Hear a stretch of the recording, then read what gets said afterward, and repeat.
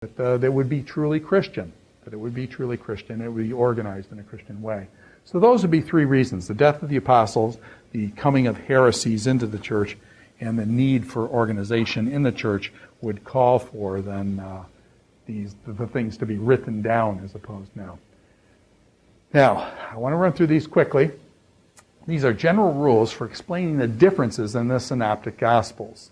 And I've kind of used a Q-twip, or I got a little list there, but you can say Q-twip or Q-tip kind of thing is what I'm using as an acrostic here. There's basically, 6 things that we'll run through quickly. We've talked about some of these already.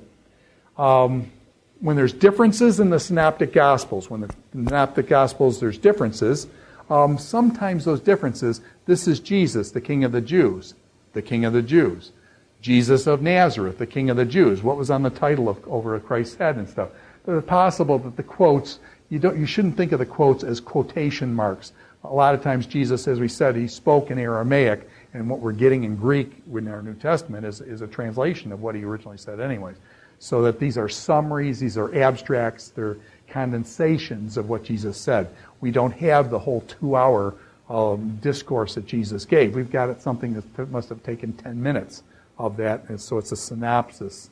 It's an abstract of that. So quotes means the same way you would quote your friend, and you say, hey, Johnny said this the other day about Jane, or something, and you don't say exact words. You just give a summary. So quotes, be careful. You're not quoting word for word.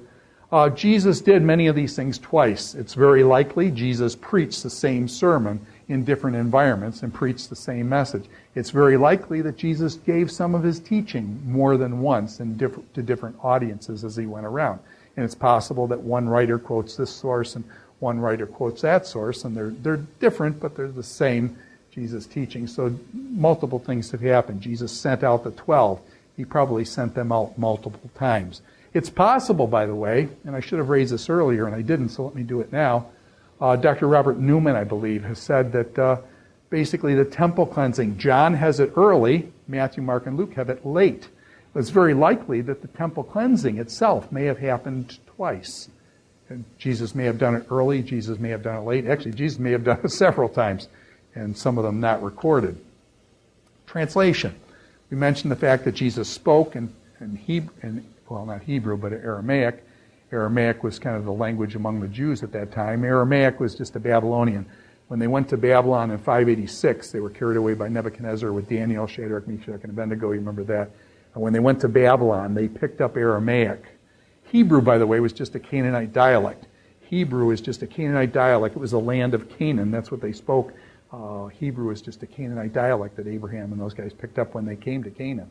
Okay, but then when they moved to Babylon in 586 BC and came back from Babylon, then they spoke Aramaic. Aramaic was the language of the world at that point, and so they learned Aramaic. Aramaic is a sister language of Hebrew, kind of like Spanish and Portuguese are very similar. And but Jesus spoke Aramaic, but now what's the problem? The Romans have taken over. The Romans take over, they use Greek as kind of the universal language, and then eventually Latin will take over for, very, very long time in the church, over 1,000 years. The Latin Vulgate will be used. So translation, Jesus spoke in Aramaic, our New Testament's in Greek, so it had to be translated. Eyewitnesses. Different eyewitnesses see different things. And so one guy was right next to Jesus and heard Jesus say this. Another guy was across the table and down the way, and he was looking at a young man who was in the corner. And so he didn't catch what Jesus said there. Different witnesses report different stories. And we told about the woman who was hit by the telephone, by a bus, by the telephone pole. And we just said, 2 stories, 2 different eyewitnesses, 2 different referees at a basketball game calling a foul in a different way because they saw different things from different perspectives. So different witnesses, different stories, different perspectives. Purpose. Now, purpose is important, and I think what I've been trying to work here, I think, and let me just make this explicit, is that with purpose, the writer, the author, let me talk about the author, is going to craft his stories in a certain way. He has a certain way that he wants to present something. And so the author is really important, and the message he's trying to convey, how this author is looking at Jesus, and then the audience, the author and the audience. The author is writing for an audience, and so he will craft his story according to the audience and what what is significant to them and what he thinks will find resonance in the audience. And so basically you get this dance between the author and the audience. Matthew is going to be writing to Jews, and so he's going to write differently. He's going to quote the Old Testament all over the place because the Jews know the Old Testament. Mark is writing to the Romans, probably. And so Mark is going to be writing to a Gentile context. He's not going to quote the Old Testament. He'll quote it some, but not as nearly as significantly as Matthew. And Mark will pick up different themes like crowds and noise and that kind of stuff that fit with Rome. Luke, on the other hand, is a doctor, and he picks up, the widows and only children things and describes the diseases in certain ways. And he picks up things that of an audience for most excellent Theophilus. He's writing to this guy who's apparently a government official, and he's trying to write about Paul's case or something. So he's going to slant things that way. Okay, John is writing different. So basically, the author and the audience.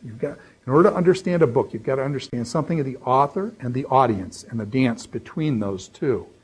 And that's how the message will be shaped and things. So that, and then part whole, were there two demoniacs or were there one demoniac, okay?